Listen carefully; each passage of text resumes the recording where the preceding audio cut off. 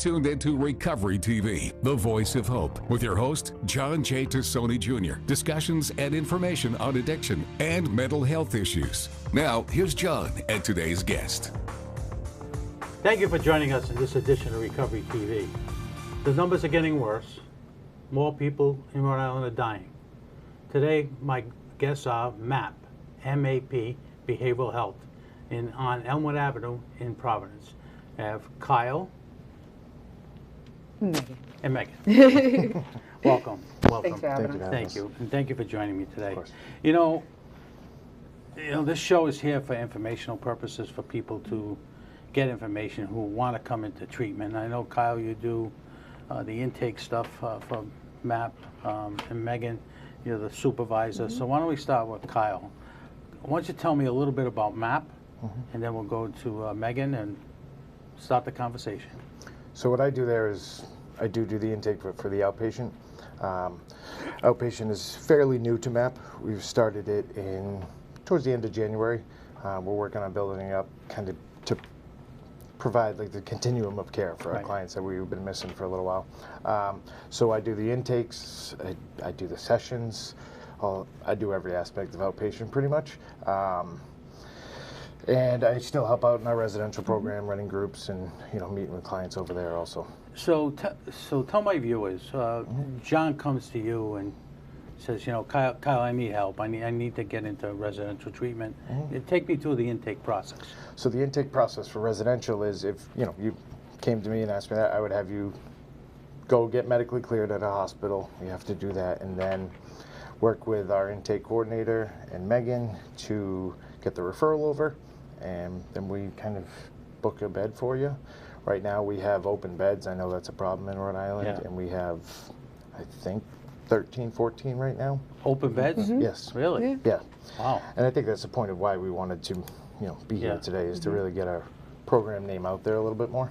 What type of insurances do you take? Yeah, we take a variety of the Rhode Island insurances. So we take the Medicaid, straight Medicaid, and the Medicaid expansions, along with commercial insurances like Blue Cross and Tufts as well. That's good. That's good to know. Yeah. Now, how many total beds do you have? You say you have 35. 13 open? 35. 35. 35 beds. Wow. That's good to know, because we get calls over at the Leadership Council all the time. And people that I know, that I deal with, and they're always full. But now I have another point of contact.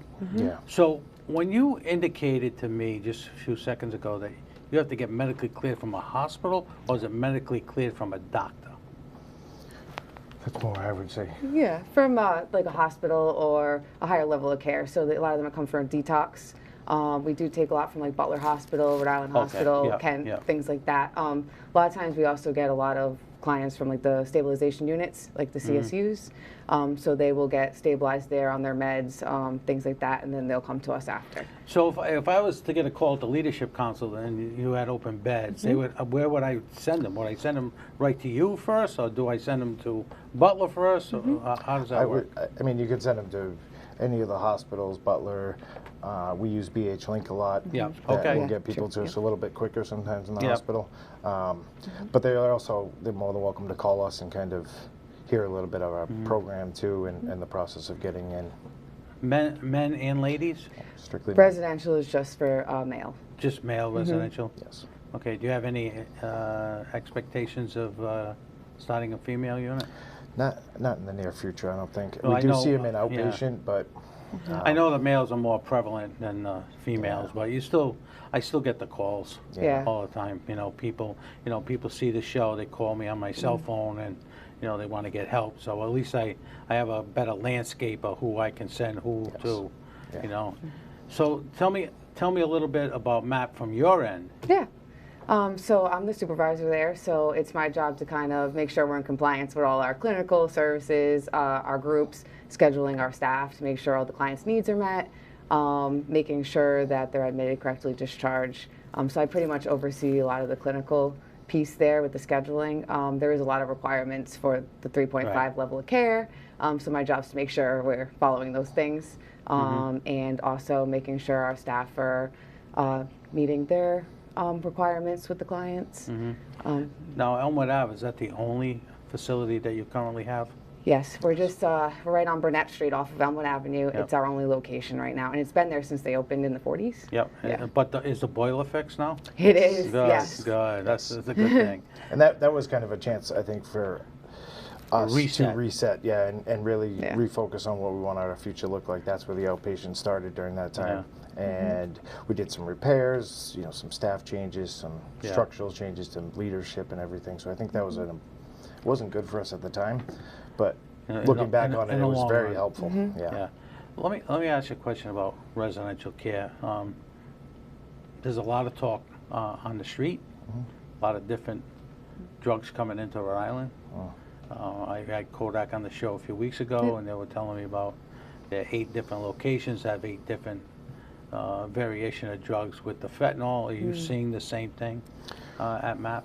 Yeah, I mean, I think every program is going to be seeing different kind of drugs and what's added to the fentanyl that's out there now.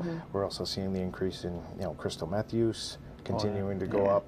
So, you know, I think everywhere it's concerning to see the kind of the new drugs they're putting in and adding into the fentanyl. You know, the tranquilizers they're putting in there now. The name is slipping me right now. Xylazine. Yes. So we are seeing that there. Now there's another drug that's coming out, another zine. I forget what the front portion of it is, but they said that's worse than xylazine. Have you seen any of that in Rhode Island? I don't know the name, so I apologize for that. Not to our program anyway. From the screen's eye kind of review, I haven't seen any, thankfully, but it's expected that we probably will. What about alcohol? Yeah, we still have our continuous alcohol, Oh yeah. A lot of I'd say alcohol. it's, not without the known numbers, I'd say it's close to 50-50. A lot Really? of cocaine use from our population too. You know, when we first started the COVID, people staying home, alcohol sales in Rhode Island went up 300%. Of course. I believe it. And now we have an abundance of people who need treatment for alcohol. And people don't realize that you can actually die of a detox on alcohol. You know, and I say this all the time on the show that, you know, it's one of the reasons why they didn't close the liquor stores. You know, because if you stop cold turkey, you know, it's not going to be a good recipe. It's going to be a disaster. You know, Rhode Island last year we had 1 short of the previous year of an overdose. If you ask me, being in the trenches, that number is fictitious. It doesn't seem right. Because I think there's more people who have died of an overdose than what has been reported. Agreed. For a couple different reasons.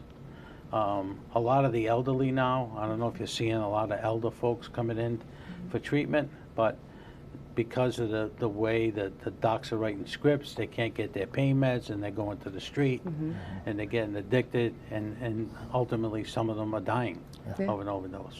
So I want to talk a little bit more about that when we come back because we have to take a break so I can pay the bills. It's important. You're watching Recovery TV and I'm your host, John Tassoni. We'll be right back after these messages. Now, back to Recovery TV with your host, John J. Tassoni Jr. Recovery TV is made possible by our supporting sponsors and our title sponsor, AdCare. Now, here's John and today's guest. Welcome back to Recovery TV, and I'm your host, John Tassoni. MAP is in the house, M-A-P, Behavioral Health. And we're going to go to Gina, and she's in charge of intake. It's no longer Megan. We switched seats there. So, Gina, welcome, and thank you for joining us today. So tell us about the intake process. Sure. So like we described earlier, we take intakes through providers, whether it be BH-Link or hospitals, an outside referral source. We don't accept walk-ins. So they have to be medically cleared. And once they're medically cleared, I take them to do the intake. They meet with me first.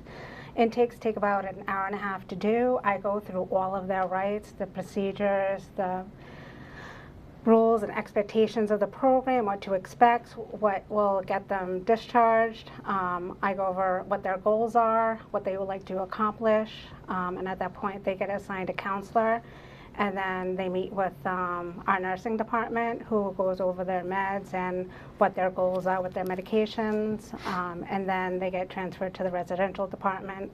and they take it from there. They all have to agree to clinical groups, which start at 8 a.m. and go until 3 p.m., and they do get break for lunch and dinner. It's also an alcohol and drug-free program, so they also have to commit to that as well. It depends on their treatment and what their insurance company allows. They usually start off as 14 days. We'll do a review with the clinical team, and then after 14 days, we'll go from there.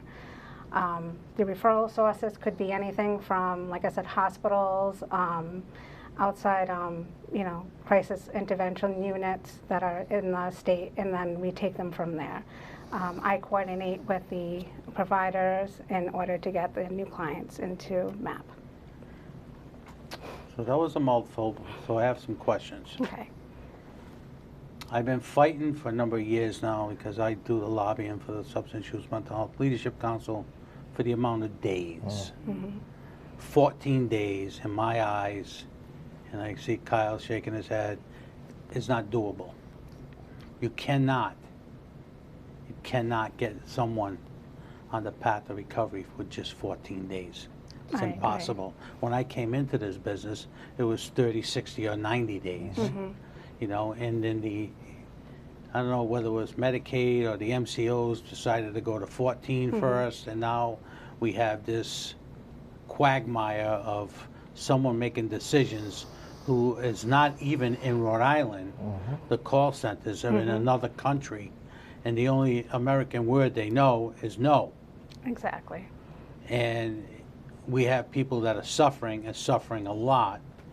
You know, I've known people that have been into residential treatment 10, 15 times. But if it were there for 30 days or 60 days or 90 days, it's probably a good chance that they wouldn't be in there for a longer length of time. And I don't understand how they don't understand that the longer period of time that they're in, people can get treatment and they can get hope for recovery, which is the tagline for the show. Because if you don't do that, it's a revolving door. And I'm sure you would agree with me that little Johnny goes in for 14 days in residential, and they may want to go to outpatient treatment, but little Johnny still got access to all these drugs on the street, and they relapse. I know relapse is part of the issue of getting better, but God, 14 days and maybe a couple of days to go into outpatient treatment is not the answer. We're losing too many people. Yeah, I mean, I couldn't agree more. If you don't mind, I'll jump in. No, go ahead. I mean, I've done a lot of utilization review with insurance companies in the past, and it's time consuming. First of all, it takes away from the time we get to provide for the clients by, you know, spending all this time gathering this information to present it to an insurance company, and then if it's denied the appeal process, you get talking to a doctor who's in Minnesota or something, and they have no personal connection to the state or clients. And it's frustrating. 14 days is not even close to enough. I think it should start at 30, and then we can go from there. I mean, we take court orders, which will be which has been helpful. We'll take a 30-day court order, 60. Most of them are 90, and then we can extend that too with the probation or whoever. So that gives us the freedom to work with the client a little bit more. 14 days, they're just finishing their treatment plan. I always tell this story. When my dad was in Roger Williams, I went to see him, and his roommate was in Roger Williams 100 times for alcohol. 100 times. Exactly. Now, you cannot tell me that gentleman was $1 million baby. 100 times. I'm not saying his days were 100. He was admitted 100 times. So imagine the cost of that gentleman, where they could have did something probably for him for 30, 60, or 90 days. And this is the problem that we're all seeing. We're all seeing the emergency rooms getting clogged with folks, i.e. with either primary care issues, substance use issues, or mental health issues. I was at a hospital the other day visiting a friend, and I'll tell you, Hasbro had I think 8 or 9 hour wait. That's unconscionable to me. When you have a 4 or 5 year old who needs to be seen by a doc in the emergency room, waiting 8 or 9 hours. I mean, how do you do that with a? I mean, you can't even watch a 4 or 5-year-old at home for 9 hours, 8 hours.